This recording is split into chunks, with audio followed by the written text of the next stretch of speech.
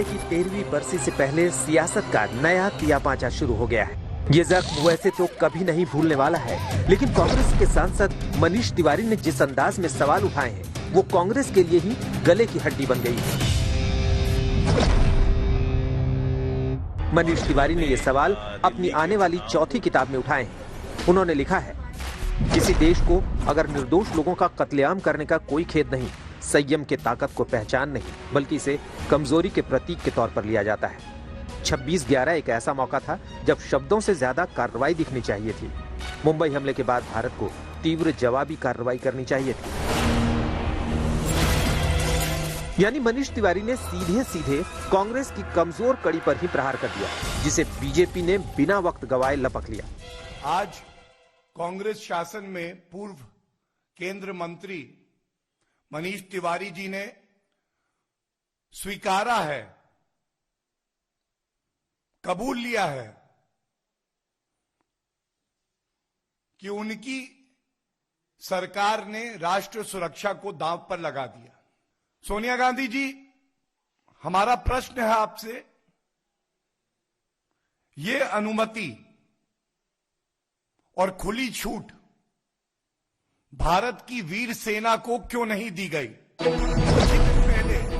BJP के आक्रामक तेवर के बाद कांग्रेस बैकफुट पर है, लेकिन वो दिखना नहीं चाहती। लिहाजा कांग्रेस ने पूछा कि पुलवामा हमले के वक्त पीएम मोदी क्या कर रहे थे। पुलवामा जिस समय हो रहा था तो उस समय हमारे प्रधानमंत्री कहां थे?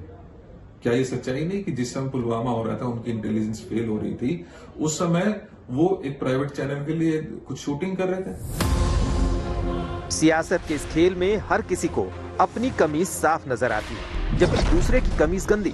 लेकिन मनीष तिवारी ने जो बुक बम फोड़ा है, उससे कांग्रेस की फजीहत हो रही है। मनीष तिवारी की ये किताब जल्द ही बाजार में आने वाली। 10 फ्लैश पॉइंट्स 20 ईयर्स नाम की किताब में उन्होंने देश दुनिया को दहला देने वाले आतंकी हमले का जिक्र किया है और इस दौरान अपनी ही पार्टी की सरकार के रवैये को कमजोर दिखाया है। हालांकि कांग्रेस का कोई बड़ा नेता मनीष तिवारी पर बोलने को तैयार नहीं है, लेकिन उन पर एक्शन शुरू हो चुका है। आज सुबह कांग्रेस अनुशासन समिति की बैठक हुई। अनुशासन समिति के अध्यक्ष ए.के. एंटनी और आनंद शर्मा सोनिया गांधी के आवास पर पहुंचे। सूत्रों का दावा है कि इस बैठक में मनीष तिवारी और उनकी किताब पर चर्चा हुई।